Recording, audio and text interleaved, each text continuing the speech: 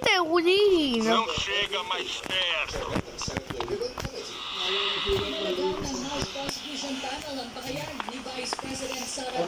Tamatao, takot na tayo.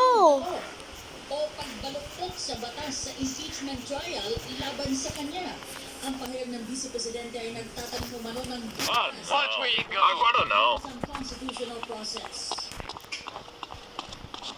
Takin yan. Accusation necessary Pare! Agora! and the integrity of this constitutional process. And also, the process itself.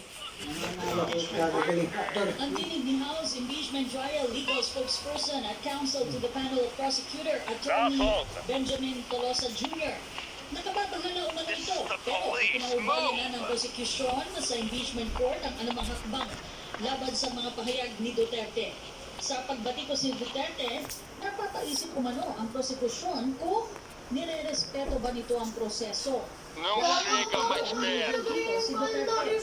Samantalang hindi naman nababahala ang prosekusyon sa obserbasyon ng Flores Press Officer Undersecretary Claire Castro na tila nag-aabogado na para sa Vice Presidente at ilang Senator Judge. Even when Attorney Claire is saying na bias ang ibang senator judges, no, I think mag-focus tayo dun sa ating testigo. That regardless of the nature of the questions, kahit saan angulo mo siya tanongin, very consistent ang testigo sa kanyang isinasagot. Taki. Prosecutor Congresswoman Jovel Luis po. Sinusubukan ng Congress na impeachment court at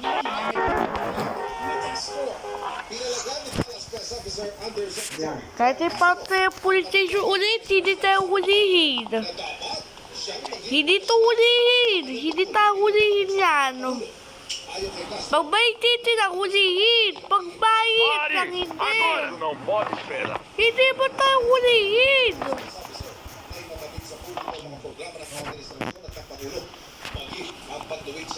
Pagpunta tayo, hulihin. Dahil pinipili umanong mamersyonal at manira ng walang pasinag. Kumpirmadong umalis ng bansa sa magkahiwalay na flight. Sina Senador When I catch that guy, Pagkuha mo rin, total. I give up now. I'll shoot out, filho da puta. Target the back. sa Bureau of Immigration. Ayon kay Director Martin Matibag, dito na ang gusto ng sila sa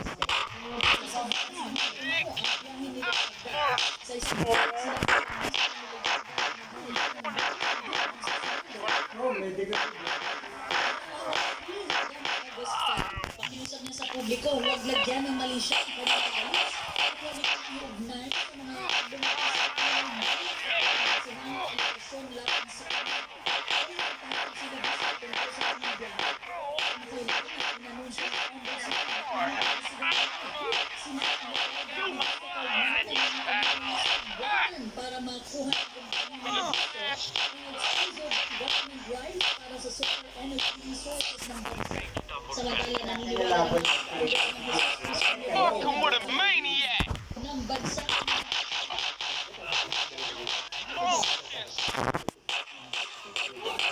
Game over. Vamos levando ele.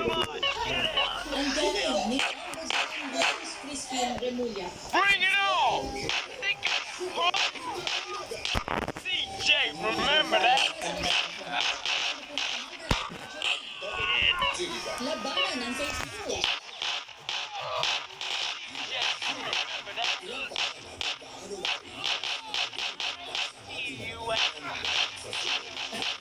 Tulad ng gas at alcohol sa bahay, ilayo sa matata, posporo at lighter. Ilagay ang You nasa getting on my nerve! ganang may Now, son. Dickhead! Gun, lobby. Dá uma olhada. Ele tem que estar por perto. walang leak o tagas. Iwas sulong trips. Let's Bureau of Fire my heart. Stop! na tayo? Malalim ang paghimay sa isyu ng saksi sa double B. Walang kinikilingan, walang pinoprotektahan. Noon at ngayon, serbisyong totoo.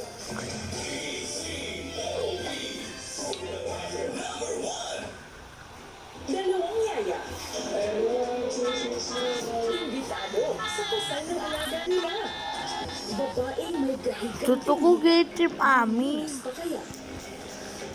Kapuso mo, Jessica Soho.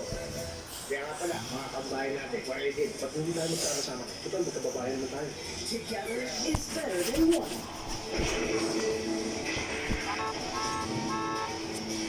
Waray, Saturday, 3:45 p.m. on GTV. Ang food adventure natin puno ng sorpresa. Mula sa Yan yung minimiss mo? buti nga, No, pati talo.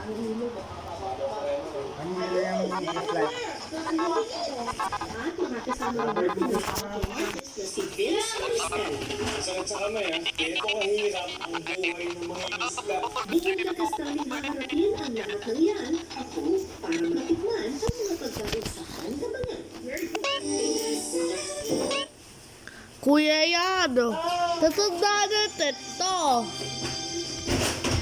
Yung teto, yung ibig yung tao.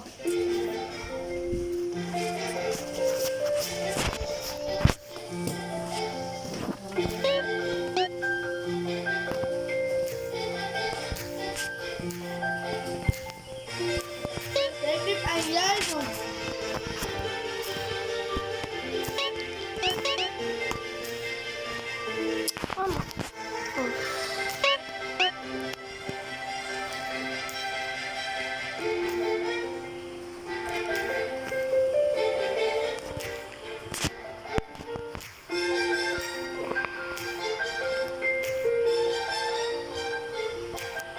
Hindi siya nakasircle. Utang. Kaya uulit ka na mission para maalaman mo. Ito? Hindi naman nadidiri. Kaya kita ilan, no? Wala ako sa Wala. Meron dito. Tanggap tayo mga kapuso ng balita sa labas ng himpilan. Aba, oo nga, ito na oh. Vice President Sara Duterte, pinangunakan ng pagbubukas ng Katayawan Festival 2026. Ang detalye, ihatid sa atin ni Nasaan ka na? Patya ng Super Radio Davao. Market. Morning! Pinangunakan ni Vice President Sara Duterte ang Puno yung puti ah. 2026 sa Katayawan Cultural Village. Hindi yan. Go, puntahan mo to. Sa mensahe ni VP Duterte, Ito ba? sa kabila ng mga hamon sa buhay, Hindi. Okay, dito na lang.